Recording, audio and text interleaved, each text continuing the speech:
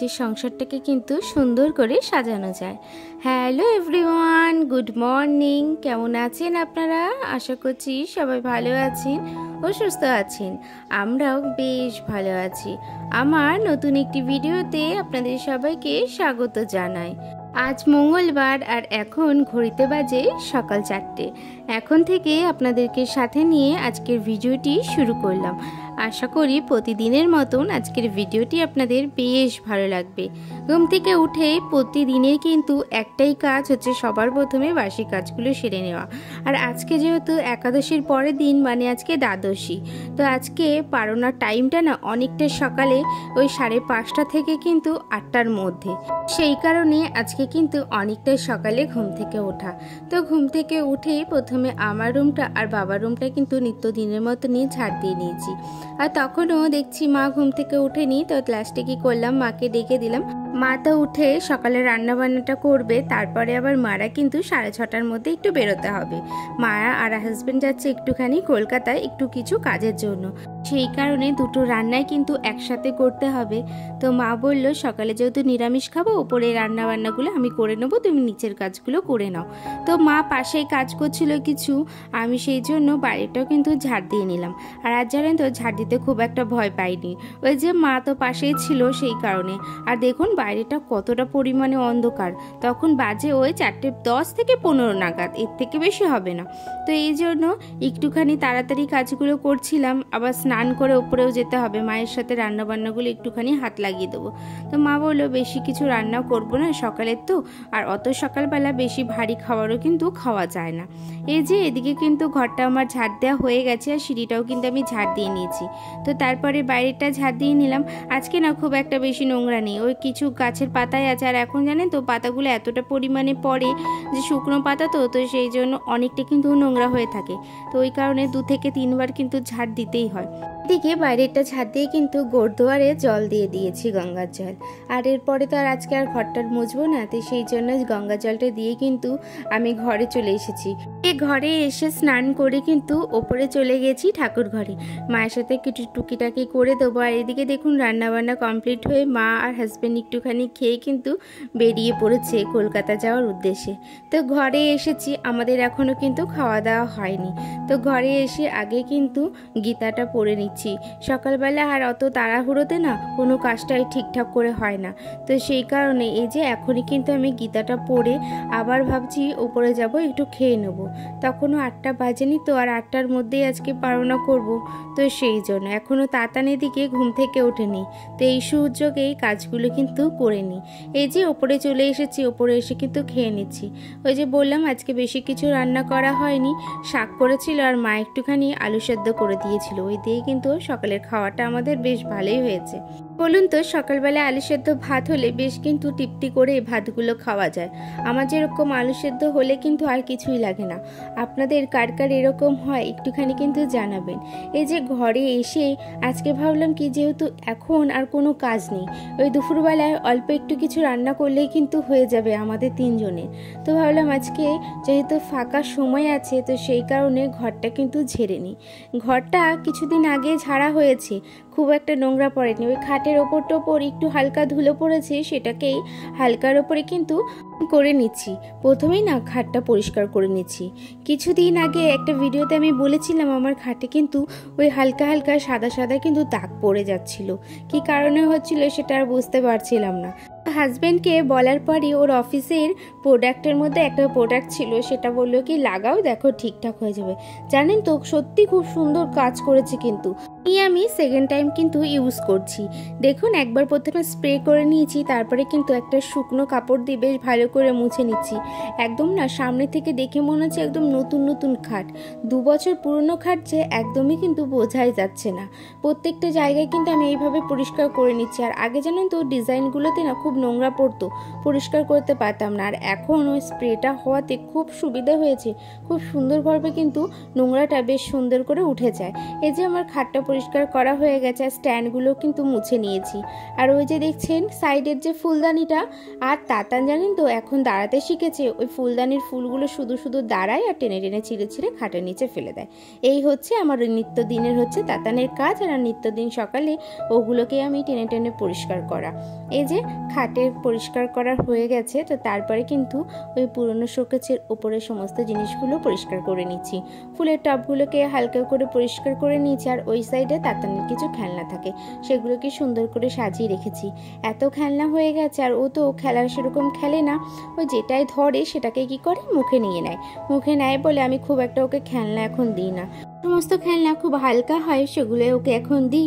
ওই হালকা হালকা তো খুব একটা তো এখন ও ধরতেও পারে না, সেগুলোকে নিয়ে যেটুখানি মুখে দিতে পারে। আর বাদবাকি খেলনা বা সমস্ত জিনিস কিন্তু আমি সুন্দর করে সাজিয়ে রাখি, আর দেখতেও কিন্তু বেশ সুন্দর লাগে। যে কোনো জিনিসই আপনি যত্ন সহকারে কিন্তু সাজিয়ে রাখলে সেটা কিন্তু বেশ সুন্দর লাগে, আর সংসারটাও কিন্তু খুব সুন্দরভাবে গোছানোও যায় কিন্তু, তাই না বলুন? এই যে ওপরে শোকেসটাও গোছানো হয়ে গেছে, আর আমার টেডিগুলোও কিন্তু গুছিয়ে নিয়েছি।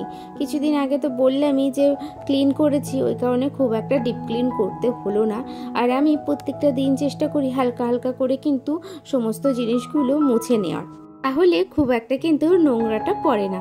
ওই দুদিন একদিন পর পর জিনিসগুলো মুছলে সেটাও কিন্তু জিনিসগুলো অনেক দিন টেকসই হয়, আর সেটা সুন্দরও কিন্তু লাগে। এরপরে তাতানের কিন্তু ওষুধের র্যাকটা আমি গুছিয়ে নিচ্ছি। এই ওষুধের র্যাকটা গোছাতে আমার প্রচণ্ড পরিমাণে টাইম লাগে। ওই যে এখন তো ওর যেহেতু পটি হচ্ছে, তাই এখন না পটির ওষুধগুলোকে আগে সামনে রেখেছি, আর বাদবাকি ওষুধগুলো সব পেছনের দিকে রেখে দিচ্ছি। যে সমস্ত ওষুধ আমি ডেইলি ইউজ হয় সেগুলো কি করি সামনে রাখি, তাহলে আমার নিতে খুব সুবিধে হয়। আর বারবার ছোট জিনিস তো বারবার করে নিতে আসতে না ওই এলোমেলো হয়ে যায়। তো সেই জন্য যে সমস্ত জিনিস আমার ডেইলি ইউজ করি সেগুলো সামনে রাখলে বেশ সুবিধেও হয়, আর নিতেও খুব সুবিধে হয়। উপরের র্যাকটাতে কি করলাম, আমার ফেস ওয়াশ, তাতানের ক্রিম থেকে শুরু করে তেল থেকে রেখেছি। আর নিচের দুটো র্যাকে কি করি, আমি তাতানের সমস্ত ওষুধ রাখি, আমার বেশ ভালোও লাগে। এই যে র্যাকটাও কিন্তু আমার গোছানো হয়ে গেছে। তো তারপরে পুরো ঘরটা কিন্তু এবার ঝেড়ে নেবো। ওই যে বললাম যে তাতানের কাণ্ড সমস্ত জিনিসগুলো খাটের নিচে ফেলে, এই যে দেখুন কতটা পরিমাণে কিন্তু নোংরা বেরিয়েছে। দেখে মনে হচ্ছে না কত বছর আমার খাটটা কিন্তু পরিষ্কার করা হয়নি, কিন্তু ওই যে ডিপ ক্লিন যেদিন করেছিলাম সেদিন কিন্তু পরিষ্কার করেছিলাম। এগুলো হচ্ছে ছোটদের কাণ্ড, ছোটরা থাকলে ঘরদোর কিন্তু একটু বেশি নোংরা হয়। আর এই সময় দিদি এসে বলছে যে তুমি ফাঁকা টাইম পেয়ে কিন্তু বেশ সুন্দর করে ঘরটা গুছিয়ে নিচ্ছ, তো আমাকেও একদিন আমার রুমটা গোছাতে হবে। তো ওই নিয়ে কিন্তু দুই জায়ে মিলে কিন্তু খুব হাসাহাসিও করলাম, আর গল্প করতে করতে এই যে ঘরটা কিন্তু গোছাচ্ছি। এই যে দেখুন কি যে গল্প করছিলাম এখন আর মনে নেই, 5-6 দিন তো হয়ে গেছে ভিডিও করা, কিন্তু ভিডিওটা ভয়েস ওভারও দিতে পারিনি, যে এডিট করতেও পারিনি। এদিকে দু যা মিলে গল্প করতে করতে কিন্তু আমার তাতানের বাস্কেটটাও গোছানো হয়ে গেছে। আর এই যে জামা প্যান্টগুলো সমস্ত নিয়ে এসে আমার আলনাতেও রেখে দিয়েছি। আর তারপরে যে সমস্ত কুর্তিগুলো আমি ডেলি ইউজ করি সেগুলো তো ওই শোকেসের মধ্যেই রাখি, সেগুলো রাখলাম। আর তাতানের কাঁথাগুলো কিন্তু তাতানের কাঁথার র্যাকটাতে কিন্তু রেখে দিয়েছি। এরপরে আজকে না অনেকগুলো জামা প্যান্ট ভিজিয়েছিলাম, ওই যে বললাম তাতান পটি করছে, আর প্রত্যেকটা দিন কিন্তু আমাকে আমার বেডশিটগুলো কাচতে হচ্ছে। সেই কারণে সকালের দিকে তো এই সমস্ত কোনো কাজ না করে স্নান করে নিয়েছিলাম। অত ভোরবেলা তো এত কাছাকাছি করে স্নান করলে কিন্তু প্রচণ্ড পরিমাণে ঠান্ডা লেগে যাবে। ওই কারণে এখন এই যে ঘরদোর গুছিয়ে সমস্ত জামা প্যান্ট কেচে ছাদে মেলে দিয়ে আসলাম। আর ছাদে আগের দিনের কিছু জামা প্যান্ট ছিল দেখুন। আর আমাদের ফ্যামিলিটা যেহেতু একটু বড়, সবার জামা প্যান্ট নিয়ে কিন্তু অনেকগুলো জামা প্যান্ট হয়ে যায়। আর বাচ্চা থাকলেই কিন্তু বাচ্চাদের জামা প্যান্টের পরিমাণটা একটুখানি বেশি থাকে। আর আমাদের বাড়িতে তো সেই পরিমাণে দুটো বাচ্চা, তো দুটো বাচ্চার কিন্তু জামা প্যান্টের পরিমাণ অনেকটা বেশি। এদিকে ওই যে ওপরের থেকে জামা প্যান্টগুলো যেগুলো নিয়ে এসেছি সেগুলো গোছানো হয়ে গেছে। গোছানো হয়ে যাওয়ার পরে মায়ের জামা প্যান্টগুলো কিন্তু শাড়িগুলো ওই যে আলনাতে রেখে দিয়েছি, আর দিদির ঘরেরগুলো দিদির ঘরে আমি রেখে এসেছি। তো তারপরে আজকে সকালবেলা দিদি রান্না করে নিয়েছিল মাছের ঝোল, আর আমাকে বললো তুমি তাহলে বাঁধাকপিটা করে নাও, বাঁধাকপিটা করে তাহলে কিন্তু গ্যাসটা একেবারে মুছে ধুয়ে রেখে দাও। আর দিদির আজকে মালের চাপ আছে, ওই কারণে দিদি মালগুলো করছে। আর মাও তো যেহেতু আজকে থাকবে না, একা হাতে করছে তো। আর এদিকে আমি রান্না বান্না করতে আসলে কিন্তু তাতানকে একজনকে রাখতে রাখতেই হয়। ও না দুষ্টু হয়েছে প্রচণ্ড পরিমাণে, একদমই বসে থাকতে চায় না। ওকে নয় কোলে কোলে রাখতে হবে, নাহলে ওর পাশে ও খেলা করবে, ওর পাশে কেউ থাকতে হবে। তো সেই জন্য দিদি ওই কাজে আছে, আর আমি এদিকে বাঁধাকপিটা কিন্তু রান্না করে নিলাম। আগের দিন বাঁধাকপির রেসিপিটা আপনাদের সাথে শেয়ার করেছি, তো সেই জন্য আজকে আর কিন্তু বাঁধাকপির রেসিপিটা শেয়ার করলাম না।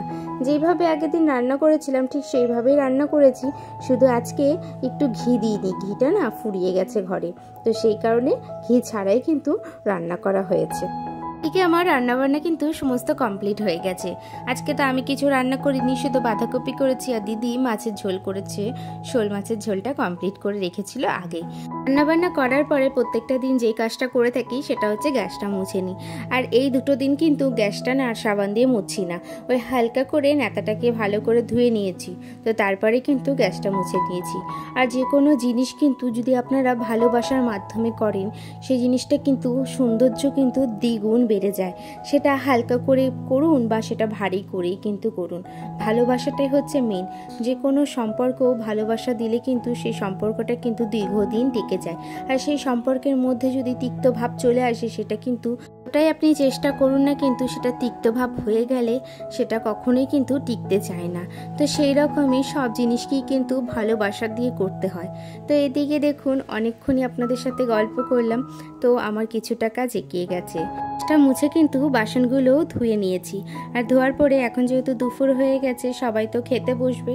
আর এদিকে দেখছি জলও কিন্তু বোতলে একদমই ভরা নেই, তো সেই কারণে প্রথমে জলগুলো ভরে নিয়েছি, আর ভরার পরে কিন্তু সবাই মিলে খাবো। এদিকে দেখুন আমার জলগুলো ভরাও হয়ে গেছে, আর জলগুলো ভরে কিন্তু এই যে টেবিলে কিন্তু সুন্দর করে সাজিয়ে রাখছি। মধ্যে এই সমস্ত কাজ করতে করতে দিদি বললো, তোমার জন্য কি ভাত বাড়বো, অনেকটা বেলা হলো, চলো খেয়ে নিই। আর দিদি ভাত বেড়ে সবাই মিলে কিন্তু একসাথেই খাওয়া দাওয়াটা কমপ্লিট করলাম। তারা কমপ্লিট করে তাতানকে নিয়ে একটু কিছুক্ষণ কিন্তু শুয়েছিলাম। আজকে কাজের পরিমাণটা কম, তো ঘুম থেকে উঠে বিকেলে সমস্ত কাজ সেরে কিন্তু ঘরে এসেছি। ঘরে এসে নিজে একটু ফ্রেশ হয়ে নিলাম। আর তারপরে আজকে ওই যে ঘরটা ক্লিন করেছি, কিন্তু কোনো কাঁচিগুলো কিন্তু মোছা হয়নি, তো সেই জন্য এখনই কাজগুলো কিন্তু মুছে নিচ্ছি। প্রথমে ওই শোকেজের কাজটা মুছে নিয়েছি, তো তারপরে কিন্তু এই শোকেজের কাজগুলোও মুছে নিচ্ছি। আমি সবসময় চেষ্টা করি একেবারে ঘরটা ঝাড়টা দিয়ে কিন্তু এই কাঁচি জিনিসগুলো মোছা, তাহলে আর নোংরাটা কিন্তু এখানে আর বসবে না। তো এইদিকে শোকেজগুলো কাজ মোছা হয়ে যাওয়ার পরে কিন্তু এই যে আমার ছোট্ট গোপাল সোনাকেও কিন্তু মুছে নিলাম। তো আজকের মতন ভিডিওটা আমি এখানেই শেষ করলাম। যদি আমার ভিডিওগুলি ভালো লেগে থাকে তাহলে আমার পাশে থাকবেন ও সাথে থাকবেন।